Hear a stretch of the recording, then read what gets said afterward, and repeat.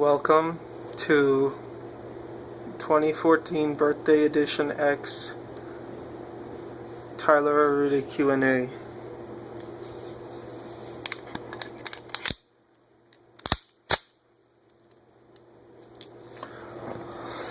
Let's get started. Who are you? By Feels Here. I'm Tyler Arruda.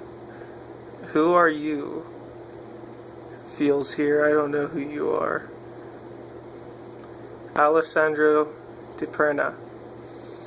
Favorite birthday gift you have ever received? I got a PS3 when I was like 16. That was pretty cool. That's the one I can remember most recently. Britton Vladikon. Favorite guitar manufacturer? Probably Martin for the big ones. My PSN is 420 Rasta Swag. I'm friends with Alexander. Is his name Alexander Stafford? I don't remember what his name is. Do you know who I'm talking about? Staff Lad? Yeah, just call him Staff. I'm friends with Staff Lad on PlayStation. You can ask him. Sebastian Christopher Burgess asks, will you ever hang out with me? I don't know. Are you as much of a faggot in real life as you are on the internet? You fucking faggot. Oh man. Nathaniel Spookaphora asks, how come you haven't hit me up yet? I don't know, Nate. I want to go back to Canada. I've just been busy is all. Jay Paredes, how does it feel knowing you are going to be a father? Feels pretty cool. Ryan Bridges, my name is Ryan Bridges and I'm a faggot, do you agree? Yes. Alex Ford asks, how are you? I'm tired, Alex. It's been a long day. How are you, Alex? Please respond to comments below.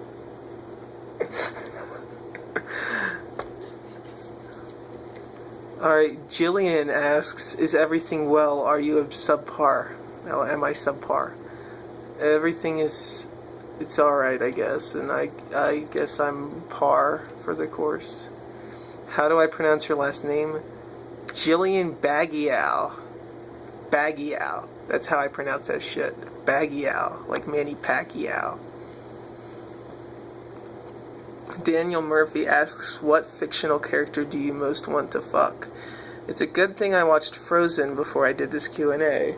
Swag. Probably the one bitch from Frozen. Swag.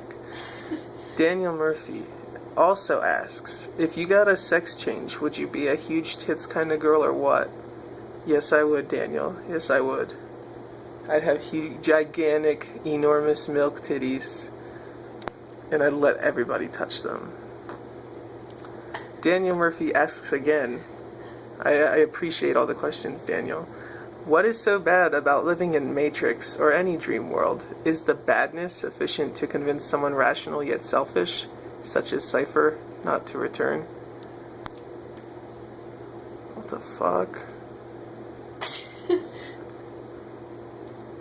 Is this like the Matrix, the movie? Because it... Oh, yeah, it is, isn't it? The badness sufficient to... I don't know who the fuck Cypher is. But I guess the worst part about living in the Matrix is that... I don't know. It doesn't sound that bad. I mean, like... You're just getting your brain sucked out by robots, so it's better than that. I'd rather live a dream that's decent than get my brain sucked out by robots. Daniel Murphy asks, Clifford states that it is wrong always, everywhere, and for anyone to believe anything upon insufficient evidence. Is he right? What's his argument? Are there any good responses to it? I'd have to say I agree with him. Because unless you have pretty damn good evidence, it's like, can't just go off of word of mouth. Reminds me of when the military police had to investigate me for something very bad because Ryan Coast, who is a faggot, sent them an email saying I did bad things and they had to do it. And of course I was cleared of all charges because I didn't do anything wrong, and Ryan Coast is just a faggot. Daniel Murphy, again, is the Peronian motivation for being a skeptic justified? Should the Peronian care if it is just? I don't know what that means, dude. I haven't gotten to read any books lately. Connor Quinn. Connor Quinn asks, why is Elliott Smith dead if even Ray Emery gets to live? Why do you hate Ray Emery so much, Connor? He's just a goalie. And he's a decent goalie. And he's a badass, and he doesn't take shit from anybody. He's not the best goalie in the world, but you gotta go with what you gotta go. I mean, can't change it. Connor Quinn also asks, why does Emery get to stay healthy enough to play hockey, but Pronger doesn't?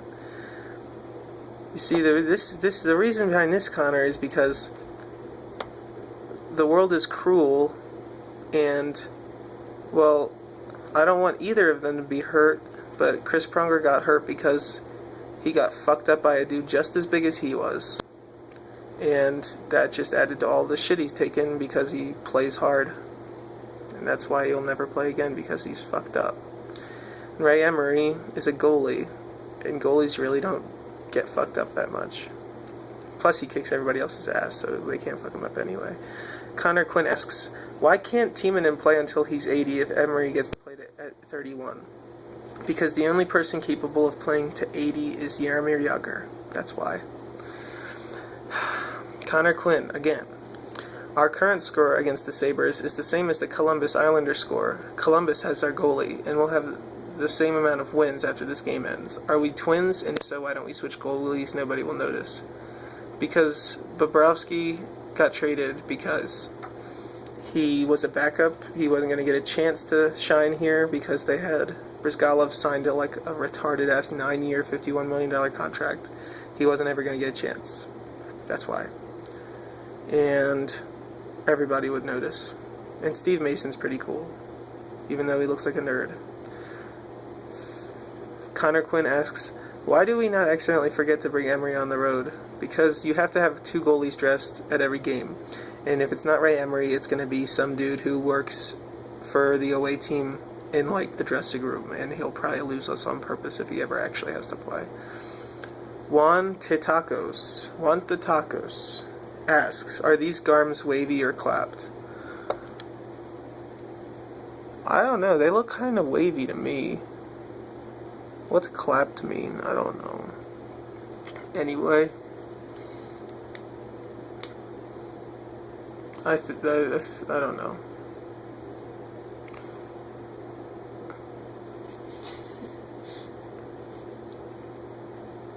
Connor Quinn will be the final question. Why don't we just throw Emery and Ronaldo into a cage fight so they can both do the one thing they're significantly decent at, and hopefully get injured in the process? Because I don't know what hockey you've been watching, Connor, but Ronaldo, besides that stupid hit he put on that guy in the freaking Sabres game that cost them the rest of the season due to suspension, has had a pretty decent year, drawing a lot of penalties, even getting some penalty kill time, playing very highly intense hockey. And he's gotten a lot smarter since he first came into the league. He's not just a goon anymore. He's more of a pest who can draw penalties and help you, instead of just put you in a freaking short-handed situation. And Emery, once again, he's just a decent backup goalie. He's not the best, but he's not the worst either. It's better than having freaking, what's his name?